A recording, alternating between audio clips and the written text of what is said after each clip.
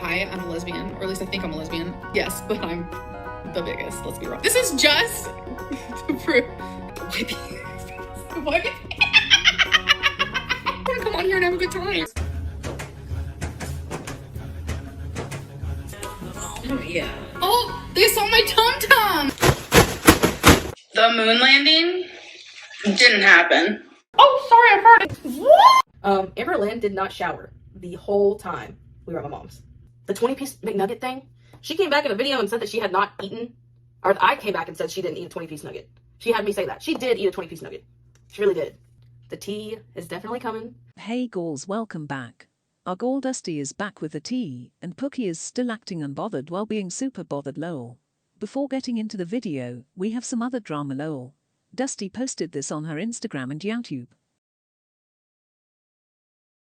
And Pookie, being unbothered, hating drama, and making progress in therapy, couldn't help herself but to respond to this lol. What do you think of D asking people would send her in a P.O. box? Kinder cringe begin. Yikes. First of all, if posting P.O. boxes begging, then Amberlynn is the biggest beggar ever, no pun intended. Secondly, why are you still responding to Dusty comments? I thought she doesn't want drama lol. Now let's get into the video goals. I started to do 2017 and realized that just January alone is pretty thick because that's when a lot of stuff happened. So I think I'm just going to make just January as a part. Lol, Dusty is really going back and writing down every detail of the relationship. I have to say that some of the things she says are not necessary, but I guess she has to cover everything so that it wouldn't look like she is out here purely exposing Pookie lol. Oh, one thing I want to mention before I get into this, when I said that Amberlynn and my mom got into an altercation, Amberlynn didn't hit my mom. She didn't get the chance, basically. She kind of just, like, I don't know if my mom, like, slapped her, did whatever to her, but Amberlynn just essentially fell to the floor and just took it. I hope that's a nervous laugh because that's not funny. And it's very interesting how you forgot to mention that because that's an important part of the story. Dusty's mom was an alcoholic and she assaulted Amberlynn, and I don't want to see anyone defending that behavior. We all can dislike Amberlynn and still see when other people are wrong too, so please don't be ignorant. And Dusty said she had a panic attack if her mom was just out here hitting people. I'm sure poor Dusty was being hit too, so it kind of makes sense how she reacted.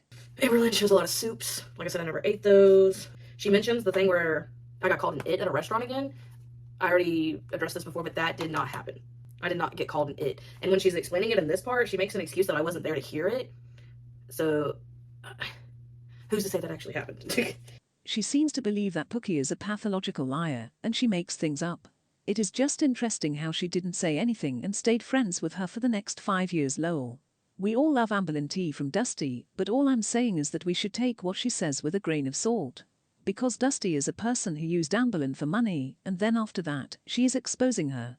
They are all bad people in my opinion lol. She talked about how we do a lot of date nights and stuff.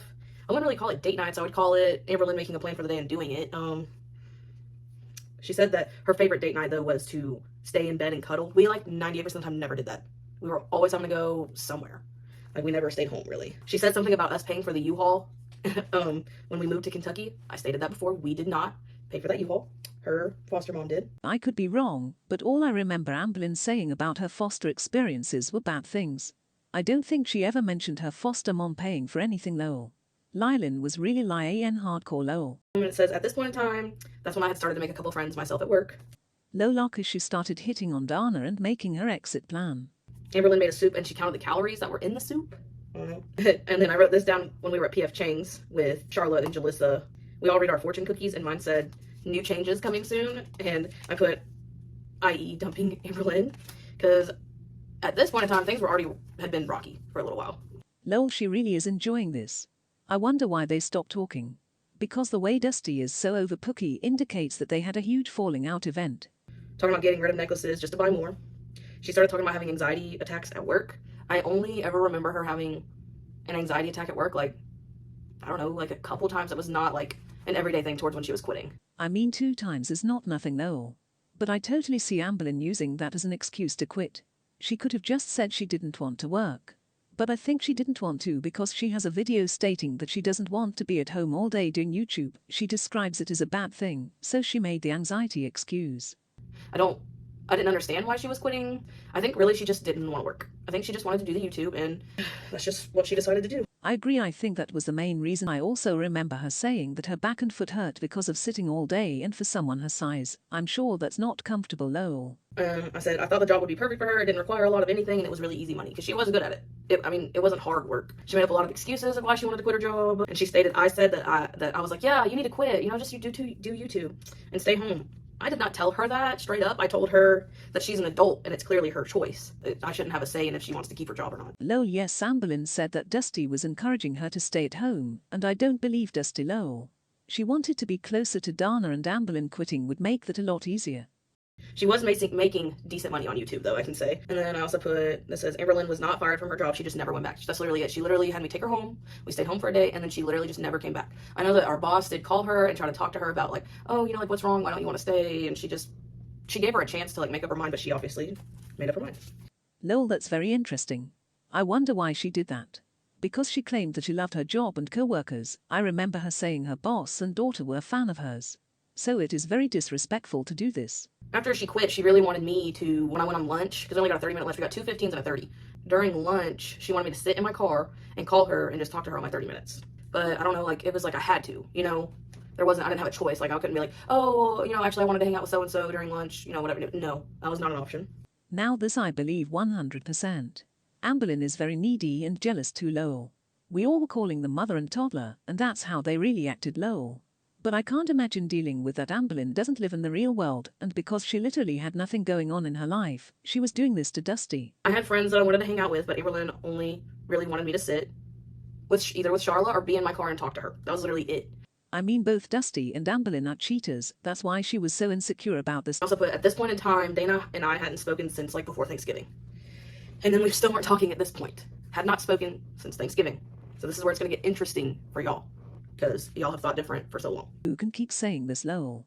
She was flirting with Dana, and there is a clip of Dana and Dusty discussing this.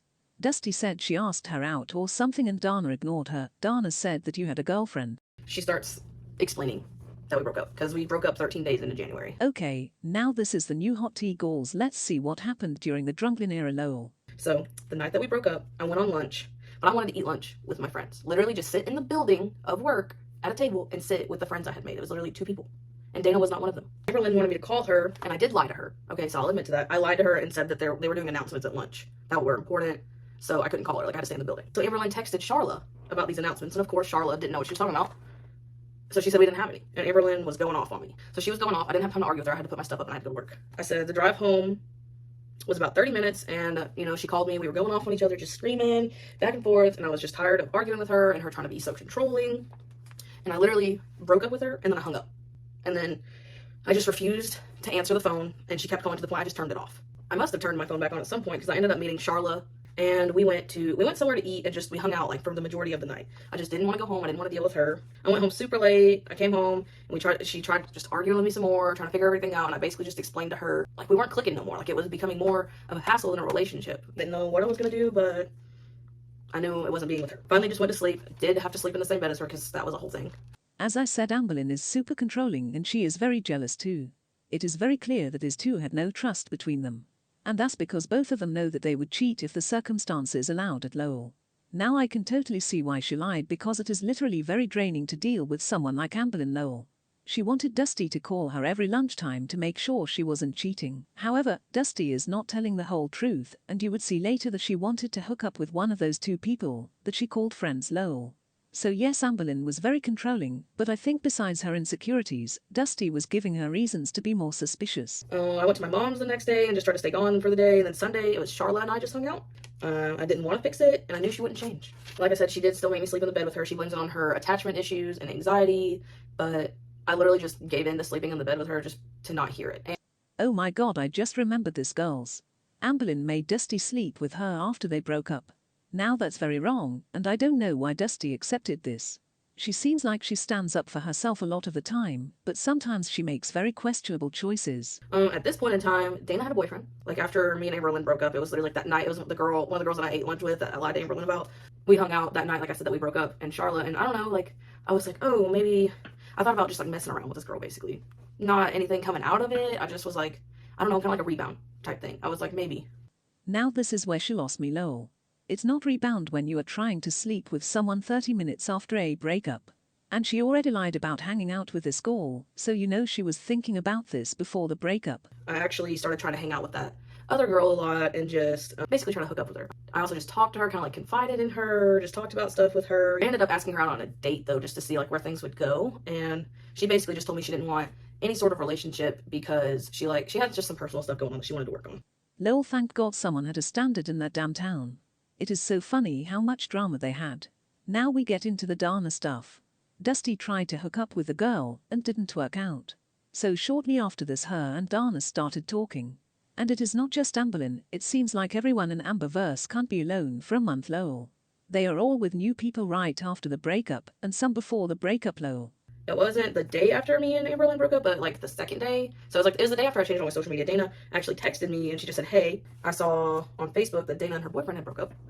And I just casually texted her and we just were talking. We ended up talking all that night. And the next day I texted her and just said, how do you feel about me? Like, what are your feelings towards me, basically? I have admitted to emotionally cheating on Amberlynn. And it was like, I didn't have like full on feelings for Dana. The time before when we were talking, I asked her that though, and then she didn't text me back for 3 days. And she texted me back finally on like that third day. And she said that she had feelings for me and had feelings for me since November. I told her I felt the same way though. I told her how I felt kind of in November, how like I really just wanted to get to know her better. Lol, Dusty was in a whole relationship and was trying to get to know her better, but doesn't want us to call her a cheater. In November was when it started getting really rocky for me and Amberlynn as well. And that's when I think I had tried to talk to her a couple times, but like I said, she didn't respond. But that was when I just really needed like some kind of a friend because I needed someone to talk to about all this stuff. And I know I had said I was secretly talking to my ex, whatever, but they weren't responding to me, you know. I said, so yes, I did sort of emotionally cheat, but I didn't act on it. Literally the only reason she didn't cheat was because the other people weren't responding to her lol. She was seeking it from 2 places. I went home probably like after lunchtime on Sunday and Amberlynn had me run her all around Lexington doing what she wanted to do, and then we went to the movies. Why did Dusty accept all of this? They broke up and she was talking to Dana, and from her tone, she sounds like she hated driving her around. Me and Dana had talked about a couple things and I didn't know it, but her and Charla had been best friends at some point. She was just telling me that when you're friends with Charla, like that's got to be like your only friend, and basically like Charla won't want you to hang out with anybody else. And I was like, well, that's how Amberlynn is, maybe that's why they get along so well. And after me and Dana started like, you know, hanging out a lot more because I started eating lunch with her, obviously, after we went on the date or whatever, Charla started trying to start some drama between me and Amberlynn with Dana. Just like she was just like spying on me, basically. She would just like text Amberlynn and be like, oh, this is what she's doing, but it literally like we broke up, it wasn't her business. Lol, Amberlynn had a spy at the government job and she was updated on everything. I mean, I kind of understand the curiosity to know more and to see if they cheated on you. However, that is not healthy and it stops you from healing and moving on. And Charla was having the time of her life gossiping with Ogor. I hope this clears some stuff up about y'all calling me a cheater and all this. And like I explained before, even though I was secretly talking to my ex, it wasn't in a way like that. It was like as friends talking. Yes, you were just casually secretly talking to your ex and just trying to get to know Dana better. No big deal lol. The only thing I'll admit to with Amberlynn is that I emotionally almost cheated on her emotionally. Like it was in the back of my mind, but I didn't even try to act on it because I was with her. Gorbye, the only reason you didn't physically cheat was because there was no one to cheat with lol. Both her ex and Dana supposedly didn't respond to her, so don't try to convince us that you made a choice. The only time I really cheated was when I was with that girl and I cheated on her with Amberlynn. That was the real time that I cheated. So, and I never gaslit Amberlynn. That's another thing. Like she called me a gaslighting cheater, and that is not what I am.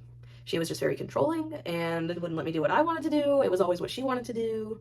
I think both can be true lol. Amberlynn was super controlling and she was basically acting like a toddler, and Dusty cheated lol. Also, Amberlynn has no right to call anyone gaslighting because she is the queen of that. That's it girls, next video will be about Becky and Pookie getting together, and there is some tea on that too. So can't wait. What we do here is go back.